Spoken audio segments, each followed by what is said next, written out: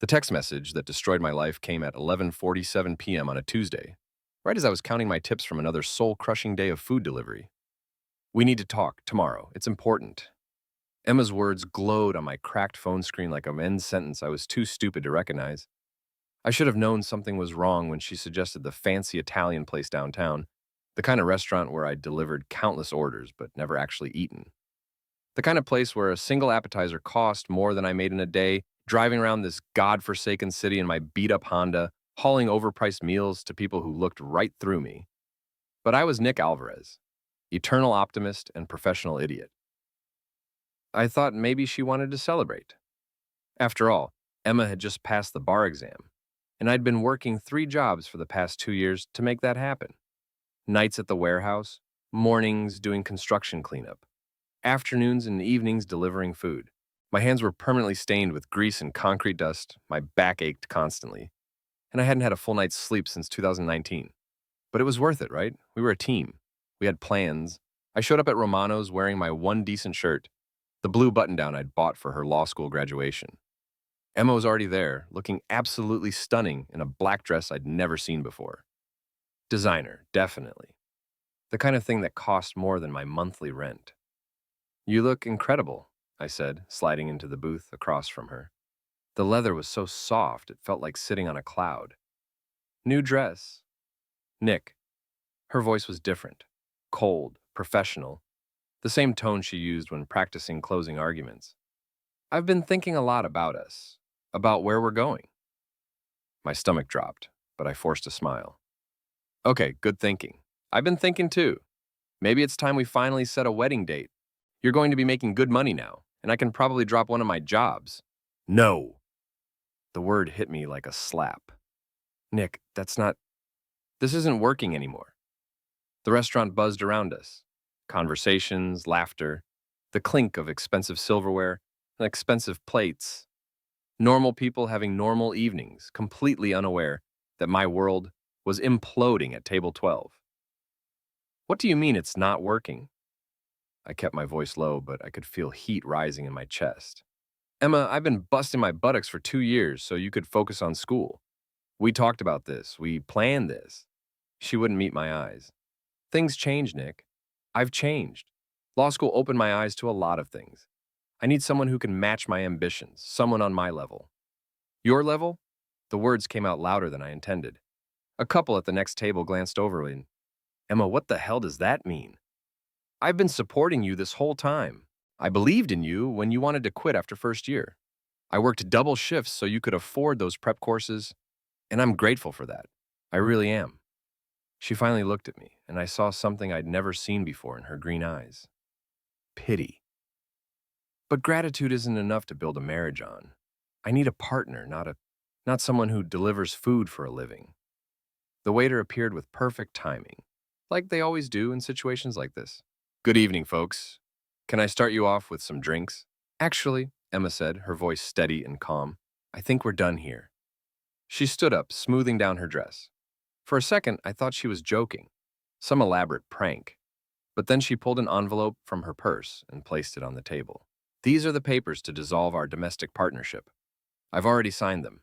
My new address is on there, too. For forwarding mail." She paused, and for just a moment, the mask slipped. "I'm sorry, Nick. I really am. But I can't pretend anymore that we want the same things." And then she was gone, leaving me alone with a confused waiter and the smoking ruins of everything I'd worked for. I sat there for maybe 10 minutes, staring at the envelope. The waiter kept hovering, probably wondering if I was going to order something or just take up valuable real estate. Finally, I opened it. The papers were professional, thorough. She'd had a lawyer draw them up, probably weeks ago, while I was out delivering pad thai and pizza, completely clueless. The new address was in the Meridian District, the fancy part of town where all the law firms had their offices, a place I'd delivered to plenty of times but never imagined living. That's when it hit me. This wasn't sudden. This wasn't some impulsive decision after a bad day. Emma had been planning this. While I was working myself into the ground to support her dreams, she was already moving on to bigger and better things. I drove home in a daze, my hands shaking on the steering wheel. Our apartment, my apartment now, I guess, felt different when I walked in. smaller, emptier. I noticed things missing that I hadn't seen her pack. Her coffee mug, the throw pillow she'd bought at that craft fair last spring, the framed photo of us from her graduation. She'd been moving out piece by piece, and I'd been too exhausted to notice. I opened a beer and sat on the couch, staring at the wall where that photo used to hang. The nail was still there, a tiny hole in the white paint. Such a small thing, but it felt like a wound. My phone buzzed, a text from Dante, my buddy who worked the same delivery routes. "How'd dinner go, man? She say yes to setting a date?" I stared at the message for a long time before typing back. She said yes to something. 3 weeks later, I was delivering Chinese food to the Meridian district when I saw her. Emma was walking out of Blackstone and Associates, one of the biggest law firms in the city, laughing at something the man beside her was saying. He was older, maybe 40, with silver at his temples and the kind of confident swagger that screamed money and power.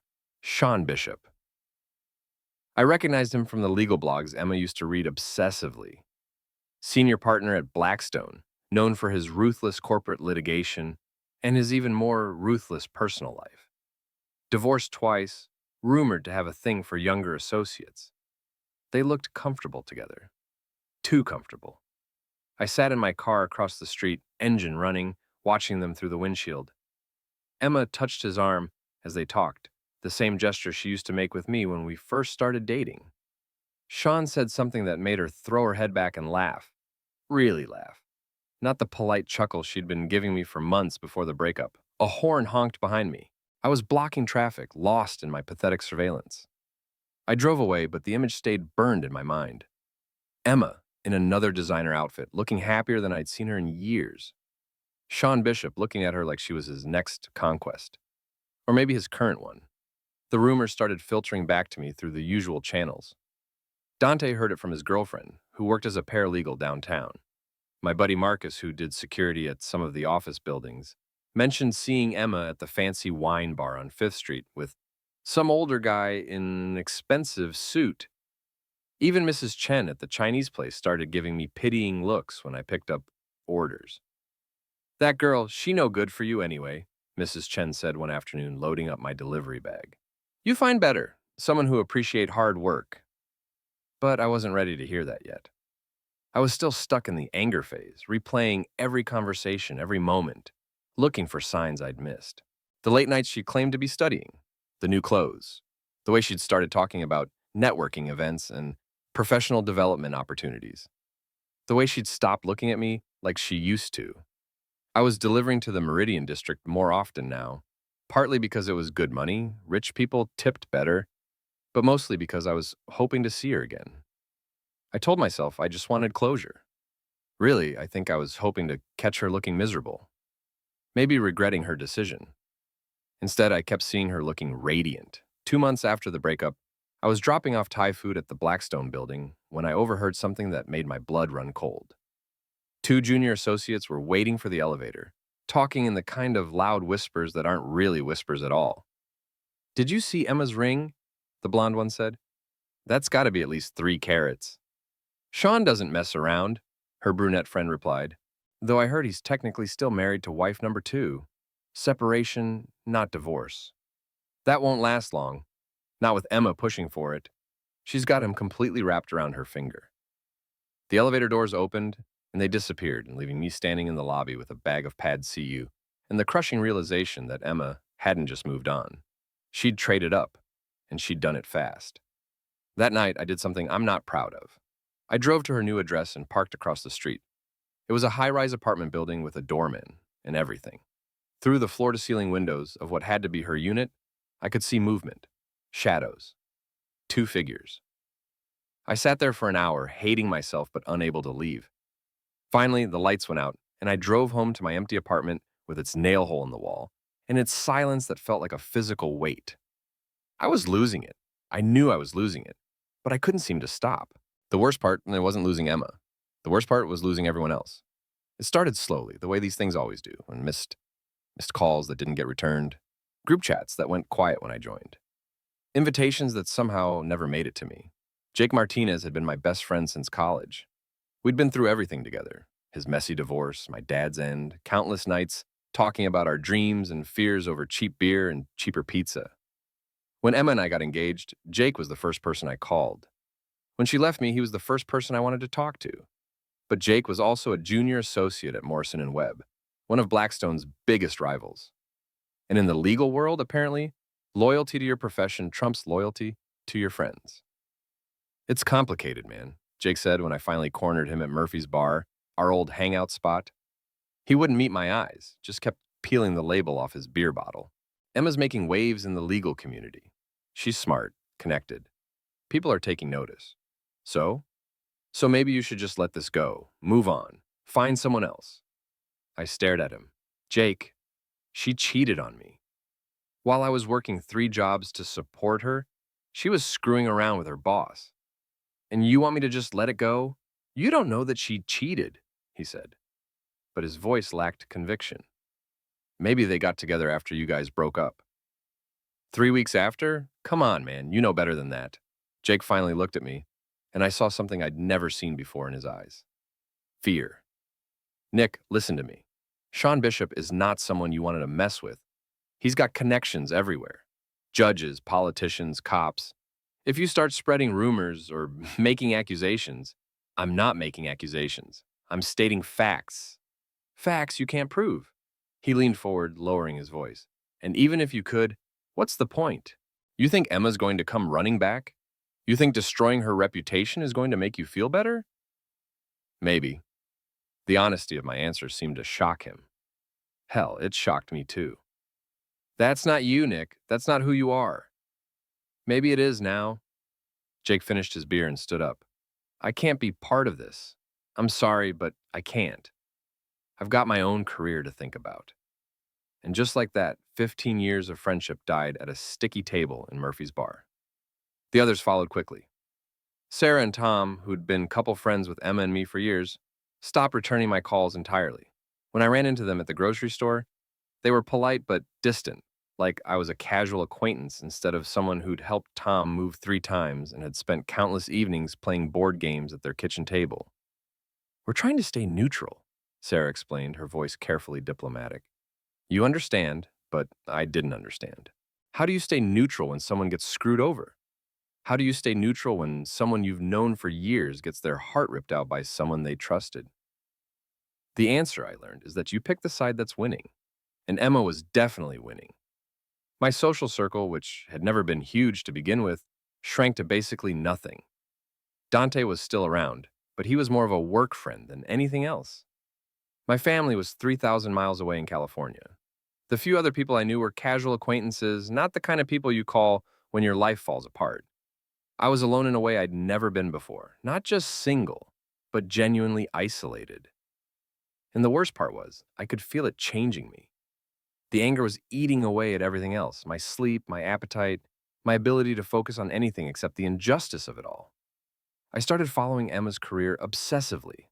Legal blogs, firm newsletters, society pages. She was rising fast, taking on high-profile cases, getting quoted in newspapers.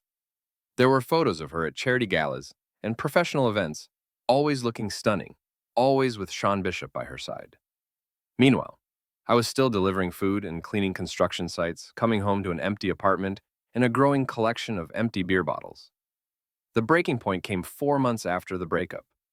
I was delivering dinner to a house party in the suburbs when I walked into my own personal nightmare.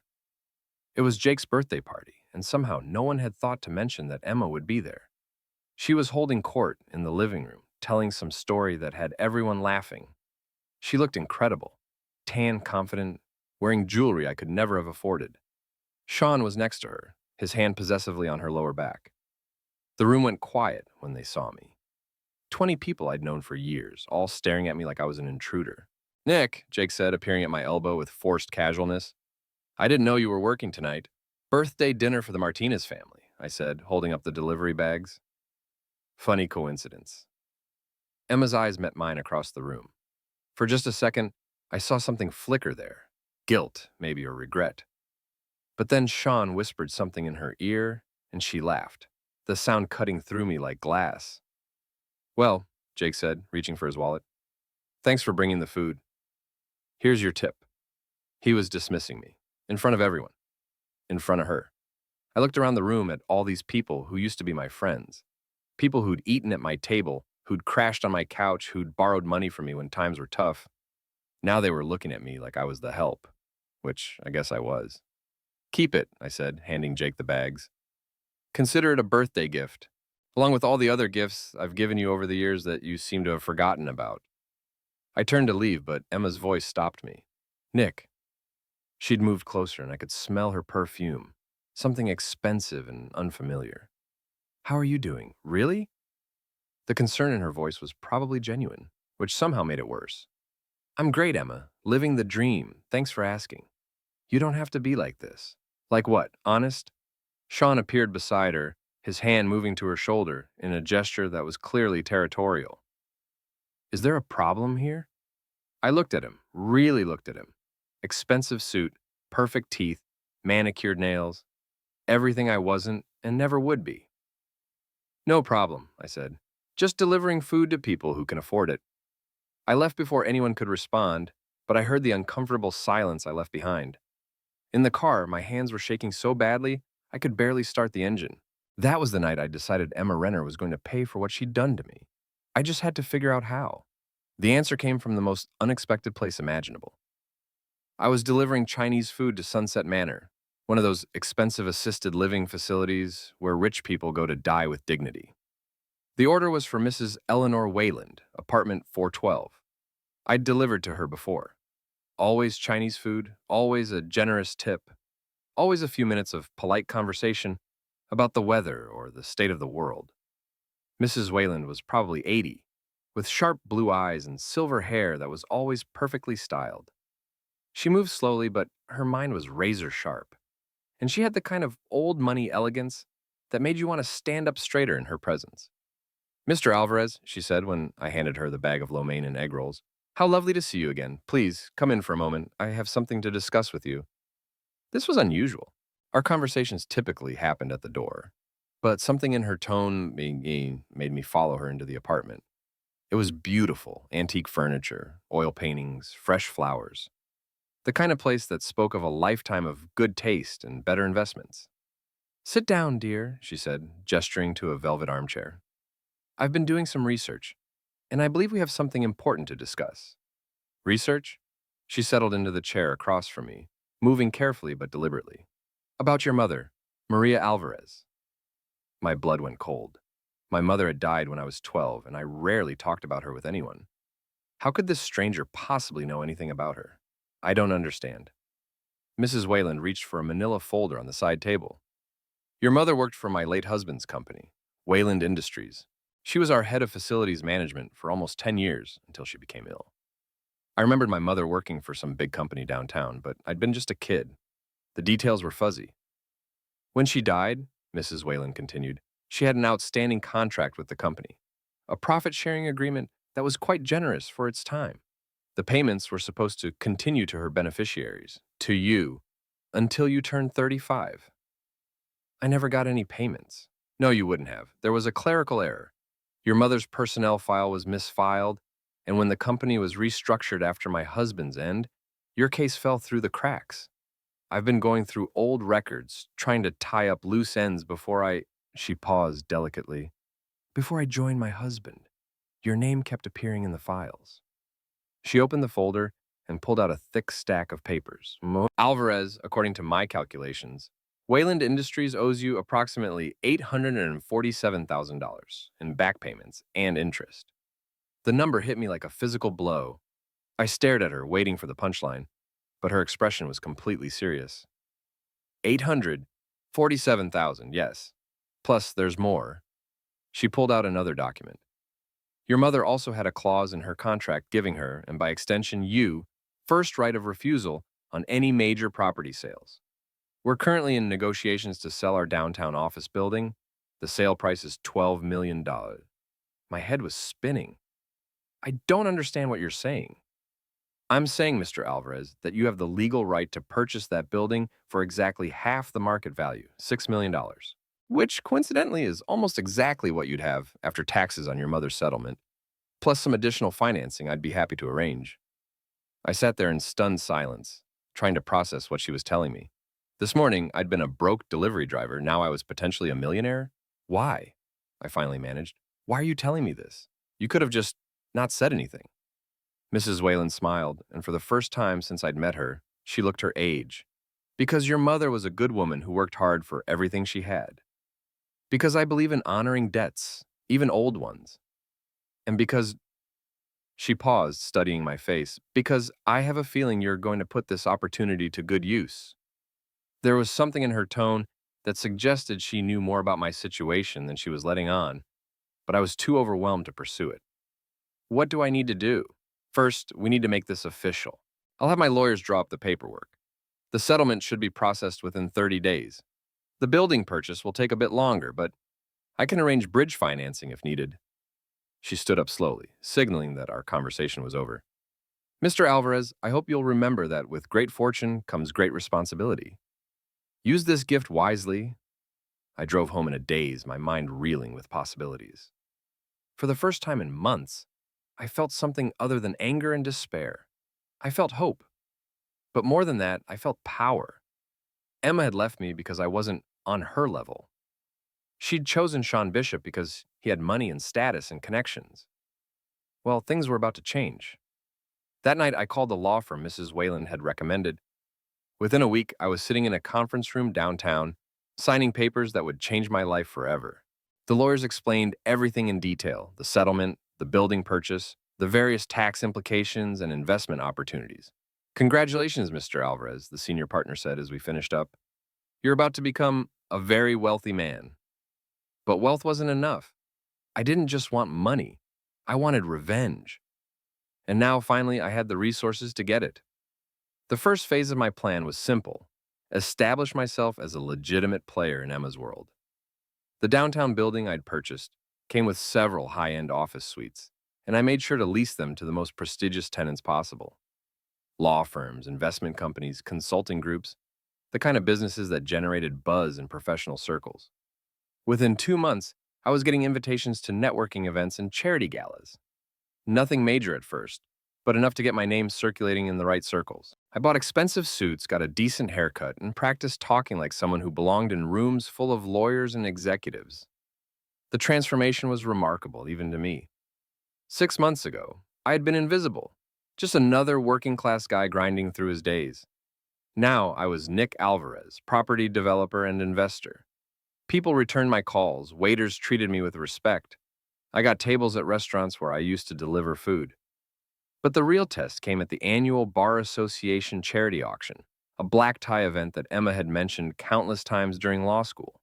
She'd always dreamed of attending, back when we couldn't afford the $500 per plate tickets. I bought a table for 8 and invited some of my new business associates. We sat near the back, but I had a perfect view of the front tables where the legal elite held court.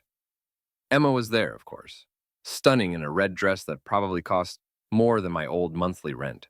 Sean Bishop was beside her, working the room like the political animal he was.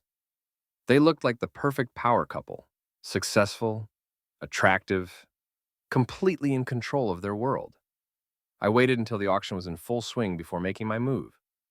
Ladies and gentlemen, the auctioneer announced, our next item is a week-long vacation package to Tuscany, donated by Meridian Travel.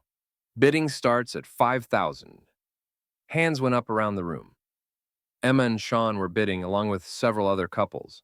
The price climbed steadily. $8,000, $10,000, $12,000. $15,000, Sean called out, his voice confident and casual. $20,000, I said, loud enough for half the room to hear. Heads turned in my direction. I could see Emma's face from across the room, confusion, then recognition, then something that might have been fear. 25, Sean countered, but his voice had an edge now. 50,000, I said calmly. The room went quiet. $50,000 for a week in Italy was insane, even by charity auction standards. But I had their attention now, and that was worth every penny. 50,000 going once, the auctioneer said, clearly delighted by the unexpected windfall. Going twice, sold to the gentleman in the back. Applause rippled through the room, but I could feel the stares and whispered conversations. Who was this guy? Where had he come from? How did he have that kind of money to throw around? I excused myself from my table and headed to the bar, knowing Emma would follow. She didn't disappoint. Nick, her voice was carefully controlled, but I could see the shock in her eyes. I didn't expect to see you here. Really? I thought you might have heard through the grapevine. Word travels fast in legal circles. What are you doing here? This isn't your scene. I ordered a scotch, something expensive that I'd learned to appreciate in my new life. Things change, Emma. People change. Isn't that what you told me at Romano's? That you'd changed? How can you afford? She gestured vaguely toward the auction stage. Nick, what's going on? I came into some money. Family inheritance. Turns out my mother was smarter with investments than I realized. It wasn't technically a lie. Mrs. Wayland had explained that my mother's profit-sharing agreement was essentially an investment in the company's future success. That's wonderful for you, really. But Emma didn't look like she thought it was wonderful. She looked unsettled, like someone had just rearranged all the furniture in her house. Sean appeared at her elbow, his politician's smile not quite reaching his eyes. Emma, darling, who's your friend? Sean Bishop, he said, extending his hand. I don't believe we've met. Nick Alvarez. I shook his hand, making sure my grip was firm. I've heard a lot about you. All good, I hope. Mostly. The word hung in the air between us. Sean's smile faltered slightly, but he recovered quickly. Nick is Emma's... Emma started, then stopped, clearly unsure how to finish the sentence. Ex-fiancé, I supplied helpfully, from before Emma discovered she needed someone more on her level. Emma's face went white. Sean's went red. I see, Sean said, his voice carefully neutral. Well, that's ancient history now, isn't it? Emma and I are very happy together. So I've heard. Congratulations on the engagement, by the way. Though I understand the divorce proceedings are taking longer than expected. Now Sean looked genuinely angry. I'm not sure what you're implying. I'm not implying anything. I'm stating facts. You're married to someone else, but engaged to Emma. That's got to be complicated from a legal standpoint. Nick, Emma said sharply. Don't. Don't what? Don't point out that your fiancé is technically still married. Don't mention that you started dating while he was separated but not divorced. I'm just making conversation. Sean stepped closer and I could smell his cologne, something expensive and overwhelming. Listen, friend, I don't know what your game is, but my game? I laughed, and it felt good to let some genuine amusement into my voice. Sean, I don't have a game. I'm just a guy who worked 3 jobs to put his girlfriend through law school, only to get dumped the minute she didn't need me anymore. I'm just a guy who watched all his friends choose sides, and somehow they all chose the side with money and connections. I finished my scotch and set the glass on the bar. But you know what? Things have a funny way of working out. 6 months ago, Emma thought I wasn't good enough for her world. Now I'm buying vacation packages that cost more than most people's cars. Funny how quickly things can change, isn't it? I started to walk away, then turned back. Oh, and Emma, thanks for the motivation. I never would have discovered what I was capable of if you hadn't pushed me to level up. I left them standing at the bar and walked back to my table, feeling their eyes on me the entire way. My business associates were impressed by the auction win, and we spent the rest of the evening networking and making connections. But the real victory was the look on Emma's face when she realized that her broke ex-fiancé had just outbid her wealthy new boyfriend without breaking a sweat. The game, as they say, had changed. The beauty of having money isn't just what you can buy. It's the information you can access. Within a month of the charity auction, I had a comprehensive picture of Emma and Sean's situation, courtesy of a very expensive private investigator. Sean's divorce was messier than anyone knew. His wife, Patricia, wasn't just asking for half of everything. She was demanding spousal support, claiming emotional distress, and threatening to expose some very unflattering details about Sean's extramarital activities. The case was dragging on because Sean kept trying to hide assets, and Patricia's lawyers kept finding them. Emma, meanwhile, was walking a tightrope at Blackstone and Associates. Dating a senior partner was risky enough, but dating a married senior partner was career self-harm if it became public knowledge. She was brilliant at her job, but the legal world was still surprisingly conservative about certain things. My investigator also uncovered something interesting. Sean had been promising Emma a partnership track, but the firm's other senior partners were less enthusiastic. There were whispers that she was advancing too fast, that her relationship with Sean was creating conflicts of interest. All of this gave me leverage. But I wanted more than leverage. I wanted justice. The opportunity came when I learned that Blackstone and Associates was looking for new office space. Their lease was up for renewal, and they needed something bigger and more prestigious. Something that would impress clients and attract top talent. Something like the building I now owned. I had my property manager reach out to their real estate team. Within a week, Sean himself was touring the space, clearly impressed by the location and amenities. The rent I was asking was competitive, and the building had everything they needed. This could work very well for us, Sean told my property manager during the tour. Who's the owner? I'd like to meet them to discuss terms. Mr. Alvarez prefers to handle negotiations through intermediaries, my manager explained, but I'm authorized to discuss all the details. The lease negotiation took 2 weeks. Sean was thorough but fair, and we quickly reached terms that worked for both sides. The contract was signed on a Friday afternoon, with Blackstone and Associates set to move in at the end of the month. Sean didn't learn who his new landlord was until the following Monday, when I showed up at his office for our first official meeting. "Mr. Bishop," I said, walking into his corner office like I owned the place, which technically I did. "I thought we should meet face to face, now that we're going to be working together." The color drained from Sean's face as recognition hit him. "You? Me?" I settled into the chair across from his desk without being invited. "I have to say, you have excellent taste in office space. This building is really going to elevate Blackstone's image. What the hell do you think you're doing? I'm being a responsible landlord, making sure my tenants are satisfied with their accommodations." I looked around his office, taking in the expensive furniture and impressive view. Though I have to ask, are you sure you can afford the rent? I know divorce proceedings can be expensive. Sean's jaw tightened. "If you think you can use this lease to what?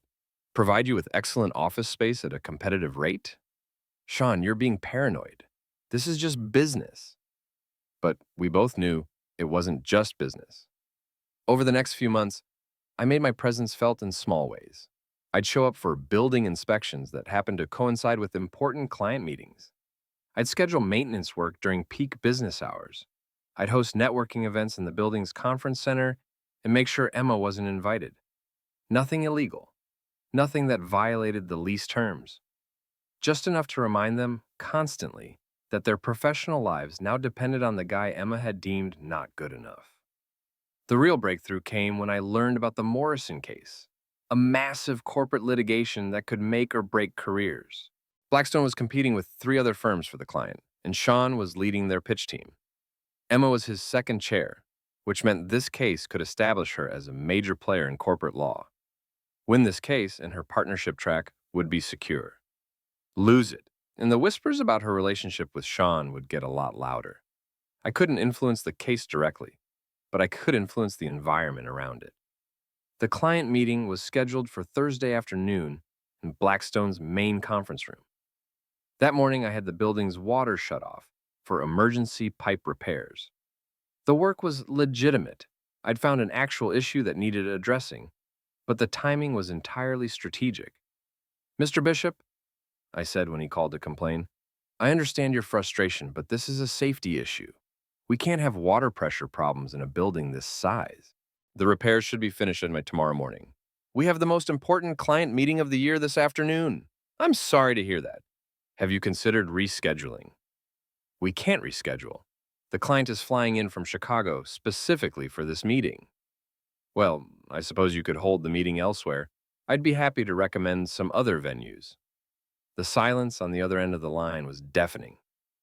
"You're doing this on purpose," Sean finally said. "Sean, I'm hurt that you'd think that. I'm just trying to maintain my building properly. Would you prefer I ignore safety issues?" They ended up holding the meeting at a hotel conference room, but the disruption threw off their entire presentation. Emma later told someone at a bar, someone who happened to be friends with my investigator, that they'd seemed unprepared and unprofessional compared to their competitors. They didn't get the case.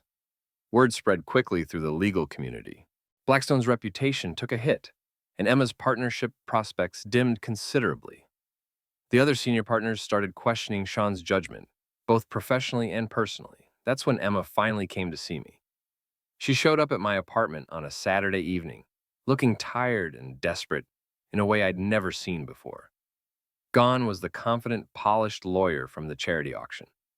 This was the Emma I'd fallen in love with years ago. Vulnerable, uncertain, human. "We need to talk," she said when I opened the door. "Do we? I thought we covered everything at Romano's." "Nick, please, can I come in?" I stepped aside and let her enter. She looked around the apartment, my new apartment in a building almost as nice as hers, with obvious surprise. "You've done well for yourself," she said. "I've had good motivation." She turned to face me, and I could see tears in her eyes.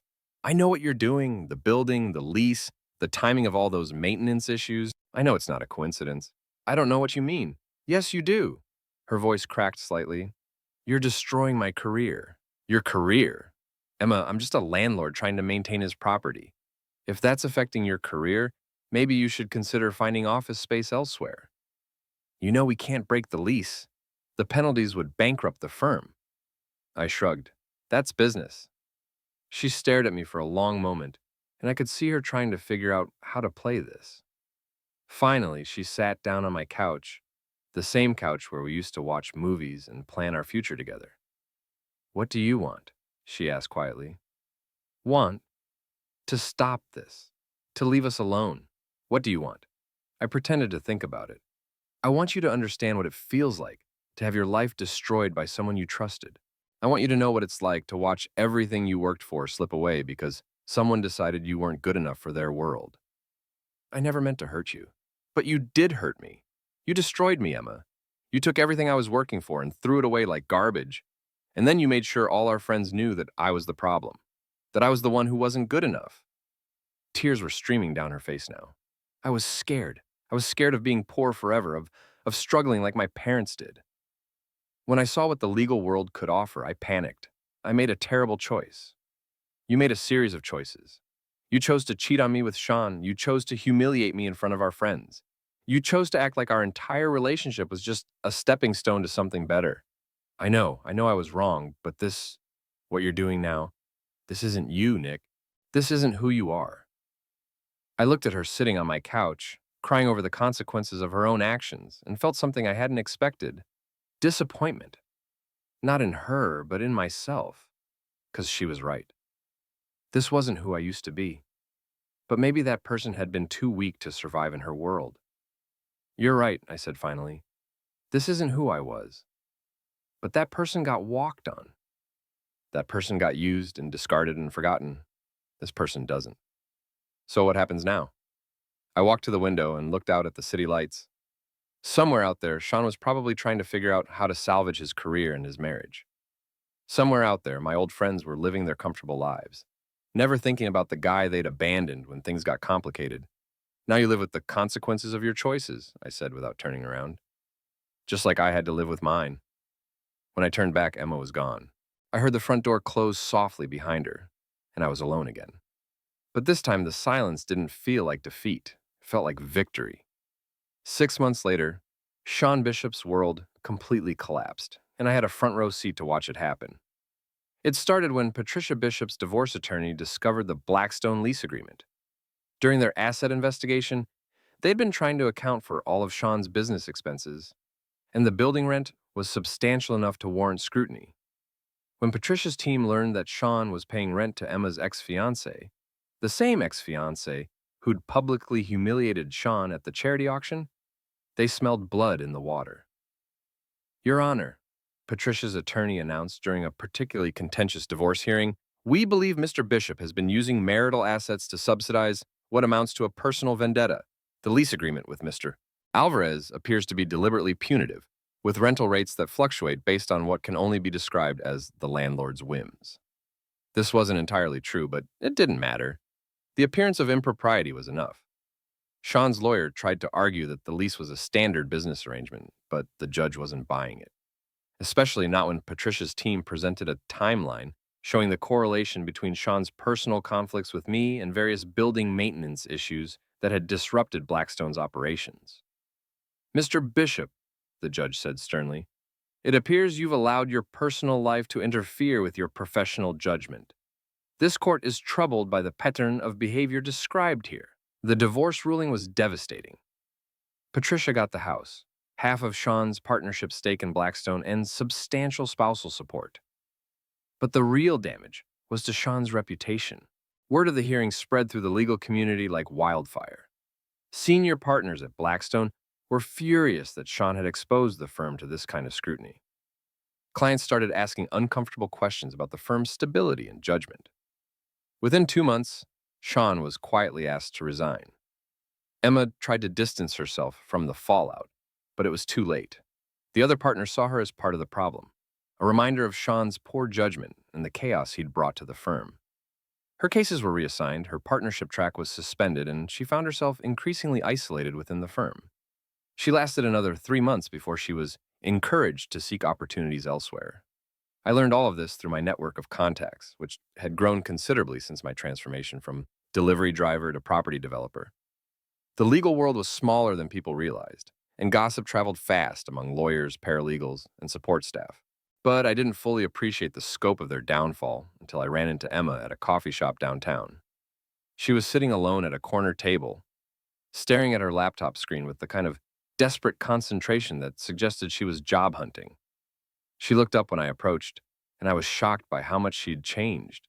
The polished, confident lawyer was gone, replaced by someone who looked tired and defeated. "Nick," she said quietly, "I wondered when I'd see you again. Mind if I sit?" She gestured to the empty chair across from her. I noticed she was drinking regular coffee, not the expensive lattes she used to prefer. "How are you doing?" I asked, though her appearance had already answered the question. "I've been better." She closed her laptop and looked at me directly. "Congratulations, by the way. You won." "Won what?" "Don't play dumb. You destroyed both our careers just like you planned. Sean's been blacklisted from every major firm in the city. I'm interviewing for positions that pay half what I was making at Blackstone. You got your revenge." I studied her face, looking for the anger I expected to find. Instead, I saw something that looked like resignation. "Do you regret it?" I asked. "Which part? Leaving you or underestimating you?" "Either. Both." She was quiet for a long moment, stirring her coffee absently. "I regret hurting you. I regret the way I handled everything, but I don't regret wanting more for myself than what we had. Even now, even knowing how it turned out, even now." She looked up at me, and for a second I saw a flash of the old Emma, the ambitious, determined woman who'd fought her way through law school. "I made mistakes, Nick, terrible mistakes, but I'm not going to apologize for wanting a better life." I had to respect that, even if I didn't like it. "What will you do now?" "Start over, I guess. There's a small firm in Denver that's interested in me. It's not glamorous, but it's honest work." She paused. "What about you? Are you satisfied with how everything turned out?" It was a good question. I had money now, more than I'd ever dreamed of. I had respect, influence, a place in the world that Emma had once told me I'd never achieve. I'd proven her wrong about my potential and made her pay for underestimating me. So why didn't it feel better? "I'm satisfied that justice was served," I said finally. "Justice." Emma repeated the word like it left a bad taste in her mouth. "Is that what you call it?" "What would you call it?" "Revenge, which isn't the same thing." She stood up, gathering her things. "I hope it was worth it, Nick. I hope destroying us made you feel better about yourself." "It did." She nodded, unsurprised by my honesty. "Then I guess we both got what we deserved." She walked away without looking back, and I sat alone at the coffee shop table, staring out the window at the city I'd conquered. 3 days later, I got a call from Mrs. Wayland. "Mr. Alvarez," she said in her crisp, elegant voice, "I think it's time we had another conversation. Can you come by this afternoon?" I found her in the same chair where she'd first told me about my inheritance, but she looked frailer than before. The sharp intelligence was still there in her eyes, but her body was clearly failing. "You've been busy," she said without preamble. "I've been building a business. Is that what you call it?" She smiled, and I was reminded of Emma's similar question. "I've been following your activities with great interest. The charity auction, the building lease, the rather spectacular downfall of Mr. Bishop and his young associate." I said nothing, waiting to see where she was going with this. "Your mother would be proud of what you've accomplished," she continued, "but I wonder what she'd think of how you accomplished it. My mother worked hard her entire life and got nothing for it except an early grave. She would understand the need to fight for what's yours." "Perhaps. Or perhaps she would have reminded you that there's a difference between fighting for what's yours and destroying others out of spite." The words stung because they were true. They destroyed me first, I said. No, dear. They hurt you. There's a difference. Mrs. Whalen leaned forward slightly. I gave you the tools to rebuild your life, not to tear down others. What you've done with those tools is your choice, but I hope you'll consider whether this is really the man you want to be. I left her apartment feeling unsettled in a way I hadn't expected. For months, I'd been focused on my grand plan of revenge, savoring each small victory over Emma and Sean. But now that it was over, now that I'd won, I felt oddly empty. That night, I stood in my expensive apartment, looking out at the city lights, and tried to figure out what came next. I'd spent so much energy on destroying my enemies that I hadn't thought about what I wanted to build for myself. For the first time since this whole thing started, I wondered if Emma had been right about one thing. Maybe revenge wasn't the same as justice after all. But it was too late to change course now. I'd made my choices just like Emma had made hers, and we'd both have to live with the consequences. 2 weeks later, I learned that Emma had taken the job in Denver. Sean had moved to Phoenix, where he was working for a small personal injury firm, a dramatic come-down from his previous status as a corporate litigation star. My old friends had moved on with their lives, probably never thinking about the guy they'd abandoned when choosing sides became inconvenient. I was alone again, but this time it was different. This time I'd chosen the isolation. I'd built walls around myself made of money and power and carefully orchestrated revenge. They were very effective walls. Maybe too effective. But that's a story for another day. This story ends with me standing in my office, looking out at the city I'd conquered, finally understanding the difference between winning and being happy. I'd won everything I'd set out to win. It just wasn't what I'd expected victory to feel like. The end.